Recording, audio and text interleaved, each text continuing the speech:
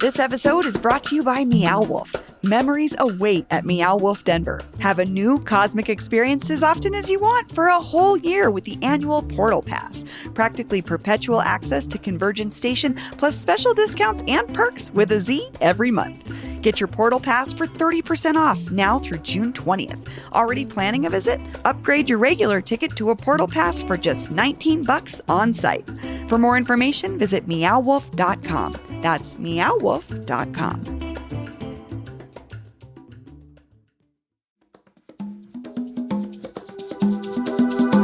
Today on CityCast Denver. The Denver Art Museum is under fire for how the institution has handled the repatriation of Indigenous artifacts. We have local Dene comic Joshua Emerson on to dig into the complexities behind museums and the handling of Native art. Plus, Joshua gives us some behind-the-scenes gossip on the new Casa Bonita documentary. Today is Tuesday, June 11th. I'm Bree Davies, and here's what Denver's talking about.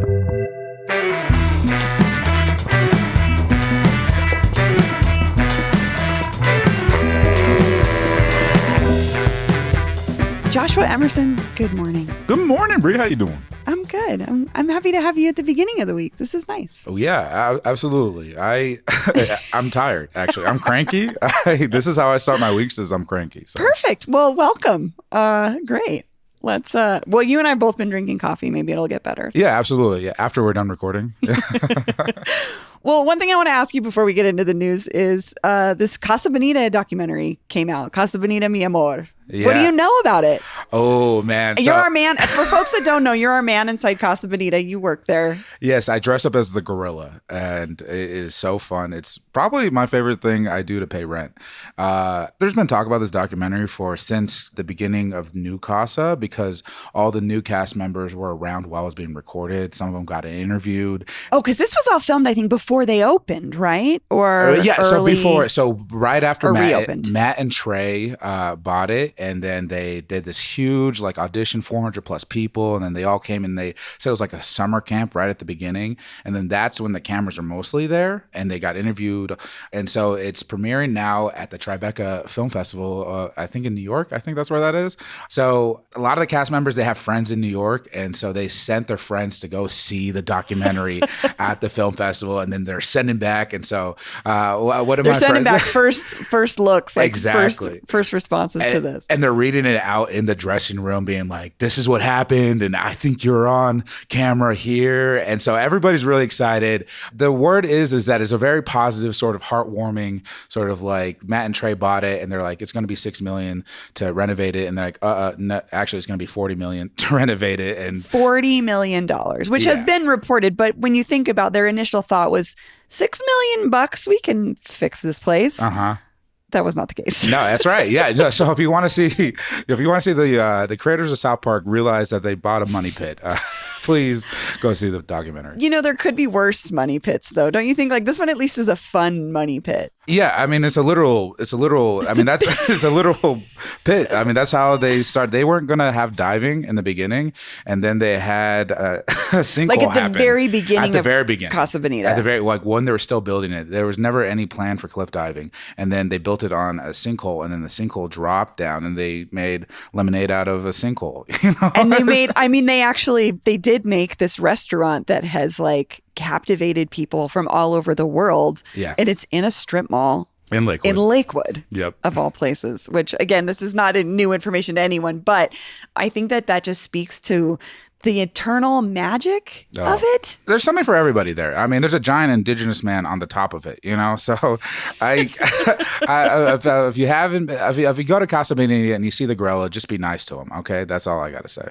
Because it might be you. It might be me. It may not. It may be. Yeah. It might be one of the gorilla girlies. It might be Bo, who's giant. You'll know if it's Bo because he'll be 7 foot tall. Is it the one with the big butt? There's a gorilla with a big butt. I think we all have big butts, first of all, Brie.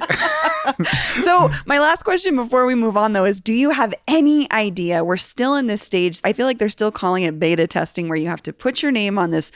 You put your name into a sign-up form on the website. It goes somewhere. You don't know if you're on a list. And then you may or may not get an email that says you can buy tickets now. Do you know if we're any closer to being able to the general public to just like go on and buy tickets. So I will say we're closer. When that date actually happens, nobody knows. Nobody knows. Yeah, but still experimenting with a lot of stuff. But if you have been, I think people would say it's a good you like it? Did you enjoy yourself? I am just as obsessed with it as I was as a child. Nothing about it. I've said this before on the show, but like it's just better. And if you didn't know that it had been renovated, if you just like wandered in there, you might not notice, only because the subtlety of the things that have gotten better didn't change anything about it. Yeah, and that's a mantra: is change nothing, improve everything. Yeah. So. Well, we'll cross our fingers. Maybe we'll get to see this documentary.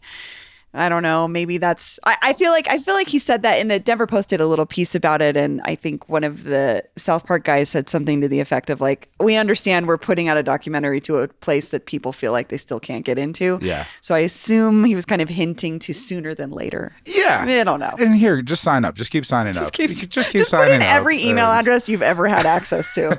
That's part of the problem. I mean, we still have 600,000 emails to get through. Every Sunday is when they make those selections. So on Sundays, cross their fingers. And check your like promotions folder in your Gmail or whatever, because it might have gone somewhere. Yeah, and if you don't get it, then they won't resend out another thing, and life is hard and full of disappointment. And I want the best for everyone, though. We'll hope. We'll see. We're hoping and praying. We'll see what happens. I want everybody to go see it. It's so fun. I do too.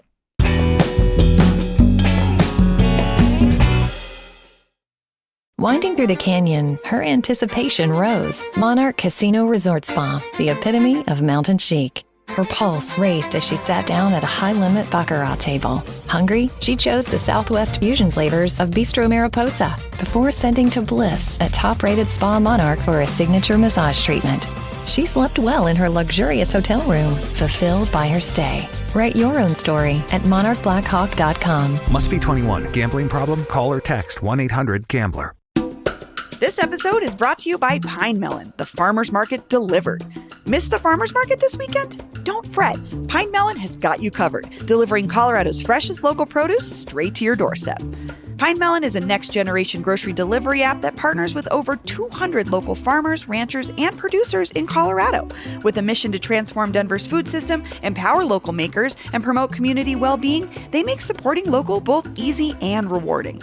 Enjoy high-quality meats, eggs, and dairy from small local farms, as well as a wide variety of pantry staples, all delivered straight to you.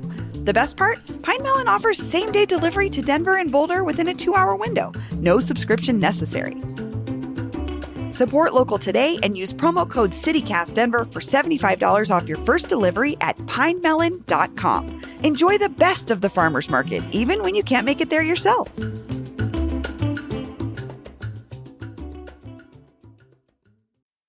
Okay, so let's get to our next story, which is interesting because it sort of has unfolded over the weekend. And so on Saturday, the Denver Art Museum issued this statement on Instagram, of all places, that reads in part, "Thank you to those who have provided feedback on cultural property issues specifically related to Indigenous tribes. Period. We hear you. The museum takes the issue seriously and is in communication with the Tlingit and Haida tribes of Alaska about repatriation. The museum is committed to working in collaboration with Indigenous communities, particularly in relation to the Cultural Property and the Native American Graves Protection and Repatriation Act, or NAGPRA, with integrity, transparency, and following the law." It continues, blah, blah, blah, blah. There's some word salad. But what surprised me was, it's not that this came out of nowhere, right? There's been this conversation, this ongoing conversation about what is in the dam's possession and who it actually belongs to and how it should be dealt with. I guess I was just surprised that this popped up on a Saturday afternoon on Instagram. What did you take from that? Like, did you know what they were referencing specifically? Yeah. So the Denver Post put out an article, I think it's about a month and a half ago now, about in 2018, the Tlingit tribe came down and asked for some of their pieces back, and then they were rejected. One thing that I should make clear, that the Denver Art Museum never committed any NAGPRA violations. The way the Tlingit tribe did it was sort of outside of the normal processes to get stuff back through NAGPRA. I've I've said NAGPRA like 4 times, and I feel like people are turning off because it's the longest acronym ever. If you're wondering what it is, it's the Native American Graves and Repatriations Act. I think I got that right, but it's Yes. the way that tribes are able to repatriate cultural items that are significant to indigenous cultures, bring them back home, and sort of have that contribute for future generations in the way that indigenous tribes see fit. And So it's a process by which you walk into a museum and you see a woven rug or something, and they say this belonged to this tribe, and they, it's got a little plaque around it. And this is a process that would allow the tribe that originally came from to maybe get that piece back. yeah, and it's a law. Essentially. It's a law too. So it's like the institutions, they have to give it back if it's done through the right ways. Which I find a little bit interesting because it's still putting a process on to indigenous communities that still functions through this sort of bureaucracy created by things like museums, which were created by white people. You know what I mean? What do you think about that idea of this process? Yeah. So systems can be used to discriminate. And so you always have to be conscious of that. And I like that there is a system in place because you know the rules. And if you play the rules by their game, you can, get the pieces back for the people. But I want it to be easier as well. I feel, especially since there's been so much that are in museums that belong to the people. And I think that's the main crux of why they put out on Instagram was a wild choice. That's kind of what I thought. I was like, this is strange because, again, like you said, we've been talking about the Denver Post. Sam Tabachnik in particular has been covering this extensively. Right. And to release something that's not in a press release on a Saturday afternoon felt a little funky. But then here we are, the beginning of the week. There's a piece from the Denver Post about this, and I wonder if they were trying to get ahead of it. Get in front of it again? A little bit. So I want to share a little bit from this piece from Sam Tabachnik, who reported that some tribal representatives feel like the dam has not been open to these repatriation efforts. So from Sam's piece, it says, quote, Sunshine Thomas Bear has visited a lot of museums in her role as the cultural preservation director of the Winnebago tribe of Nebraska and knows the feeling when an institution seems open to returning sacred objects. The Denver Art Museum, she said after an introductory April meeting with the museum staff, isn't one of them. And she says, it does not seem like they are willing to work with tribes. She said, noting her tribe is still figuring out how many of the 130 objects in the Denver Museum they'll be able to request back. So she's basically saying, regardless of if NAGPRA exists, they're very difficult to work with. What did you think about her statement or her approach to this? Well, I just want to make it very clear that Indian country isn't a monolith, all right? And it's kind of interesting. You'll see different indigenous leaders that they want to be the authority on this particular thing. And a lot of times journalists are happy to we found an indigenous person. Let's give them the quote so that we have authenticity in the article. And I'm not saying that she hasn't had a difficult time working with the Denver Art Museum, but this is a relationship business. And there's other people that would say, other indigenous leaders that would say the opposite, I think. And I want to be very clear. We need to hold the Denver Art Museum accountable and continue to make sure that they are above board in terms of not only following through NAGPRA, but building the relationships with the tribes so that the spirit of NAGPRA, the getting the cultural things back to the people like where it belongs so that it can help foster the culture for generations so that we know where we came from, that we can feel the ancestors in these things. The Denver Art Museum needs to do a better job of that. I also don't think it's black and white in terms of that they're an evil institution that has fully turned away from indigenous people. One of the biggest things that I think scares me a little bit is that for so long, the Denver Art Museum was bad with indigenous people. And in this past decade, they've really made a conscious effort to try to reach out and do real community work. And I'm talking about the Indigenous Advisory Council. I'm talking about the Native Artists in Residence, and even the fellow Christina Maldonado Badhand, or hiring Dakota, a Native person as assistant curator of the Native American Arts exhibit. These are important steps. And when you don't talk about, they had elders art exhibition, and they've had several Native youth exhibitions at the Denver Art Museum. These projects, they're important. And when you don't talk about it, you contribute to erasure. And now that Christina, her fellowship finished and she's leaving, I think we have to keep the Denver Art Museum like, hey, continue to water these programs and find somebody else to advocate for them and to be a seat at the table. We need more leaders, more Indigenous leaders to help make Denver Art Museum a better place for Indigenous people and for Denver as a whole. Well, and I appreciate that point, because something that I'm thinking about is we go back to the social media post of it all, right? It's just sort of condensed the conversation that doesn't include any of what you just said, right? So they make a statement, it's like pretty word salady, and then you and I were talking about, you click through the comments and it's a lot of like, F the museum, they're not following rules, and that's why these rules exist, and they should be shut down forever. And there's just like not a lot of room for nuance, or at least a bigger conversation about this one aspect might be problematic of how the museum's handling it. But like you're saying, there's other programs that they've been devoted to that you think are still bringing Indigenous folks into the conversation. So it's just like, not to say like, don't write off the dam, but you also want to keep these channels open. 100%, because the dam is an opportunity. They have money, right? And you can empower Indigenous artists and tell Indigenous expression and stories through the dam. You don't want to lose that avenue. In fact, and the only way that the dam's going to become more Indigenous is by having Indigenous people working exactly in there, still working with them. Right. But maybe this is a conversation about having more of those, more Indigenous folks in higher positions. Yeah. And I want to hear more about Indigenous peoples, how they feel about this, as opposed to just people talking on Indigenous people's behalf. All right. Don't use my culture as a costume. Also, don't use my culture as your opportunity to virtue signal. Okay. Which is what we were seeing a lot, I think, in the comments on this Instagram post, is like clicking through some of these profiles. And it's like, there's definitely folks that look more like me in there. Sort of like left leaning, like, hey, you shouldn't be doing this, versus more voices from the Indigenous community themselves saying, hey, let us talk about this the way that we want to talk about it. I agree with you too, though. The door is open and we have to keep that door open to grow things. And I think about the Desert Rider exhibit from last year, which I know some folks found still to be not inclusive enough. This was an exhibition that looked at like lowrider culture in different ways across the Southwest, that artwork, like, it was interesting to see it in a museum context, to see a lowrider art in a museum context. And I think we wouldn't have had that if we didn't have these conversations happening. Right.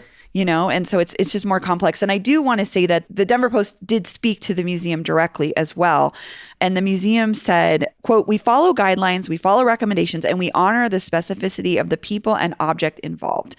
And then they go on to say they were saddened and surprised to hear about the outcome of this consult was unsatisfactory with the woman from the Winnebago tribe. So I see where they're trying to protect themselves because they're a giant institution that there's a lot of money involved here. I think that's like sort of the underlying thing too. It's like, we have to be realistic. This is a museum that deals with money, with donors, with things like that.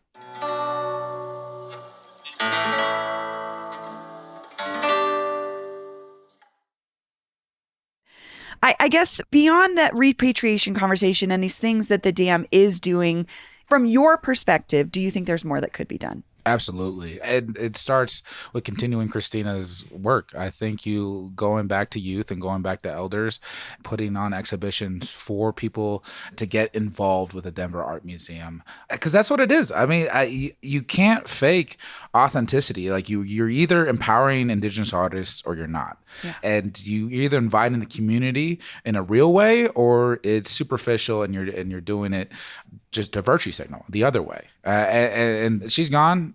I'm very scared. And so Christina, she was a fellow at the dam. She has moved on. She finished her program there. Exactly. And your concern is she was a prominent voice. Do we have enough prominent voices in positions within the dam to continue this work? Yeah, and I'm not sure that we do, and I think they might have to find some other Indigenous leaders to come back and just really have somebody at the table, because you can have good intentions, but if you don't have somebody that knows a community, that knows Indigenous values, you are going to make mistakes, and that's really what I'm trying to get in front of. And I think that's also made more complicated by the fact that you said that, like, Indigenous people, this is not a monolith. This is like hundreds of different cultures that are all lumped into this one idea, and dissecting that and like giving space to all of these people and cultures and history to have a space sometimes I think feels daunting. And I wonder if institutions are really ready to deal with that. And even leaders, it's hard. It's hard. I've had some of the worst things said to me by Indigenous people, but ultimately it's made me a better advocate for Indigenous issues overall. And community work, it ain't easy, but it's worth doing. And it's so important right now, especially when people are listening finally. So we can't lose this opportunity. And I just don't want to see, I want the Denver Art Museum to be an ally in this going forward. And we have to hold them accountable, but we also can't shut down that relationship too. Where do you hope the NAGPRA conversation goes from here? Because this is a continuing process at hundreds of museums across the world. The dam is just one of many. Yeah, I want it to be easier. I want it to be more wide fund. There's a lot of organizations right there. If you just Google like NAGPRA, there's people that will help you through the process of going through the administration of NAGPRA. I wish that wasn't needed, but there is an avenue that if you see pieces and you think that they belong to your culture, there's avenues to go through. And so like the fact that exists, that's good. I just want it to be easier so that we can just get the pieces where they belong. And because you're making a great point too. We don't even know who might come through that museum and see something that like has the wrong context to it altogether and can say, actually, that's from my culture. And what do I do now? And you're saying there's a whole process that could help you figure it out. Well, we're going to include a bunch of links to the Denver Post coverage of this. We also talked to Sam Tabachnik about some other plundered relics and a controversy around the dam a couple of years ago. He's been doing some great coverage of this, but we'll also include some links from that Joshua shared if you want to know more from the Indigenous perspective as well. Joshua, this was so fun. Thanks for joining me this morning. Oh, absolutely, Brie. That's all for today here on CityCast Denver. If you enjoyed this show, why not take a minute to tell Christina Maldonado Badhand about us? Rate the show wherever you get your podcasts and subscribe to our morning newsletter and learn more about us at denver.citycast.fm. We'll be back tomorrow morning with more news from around the city. See ya.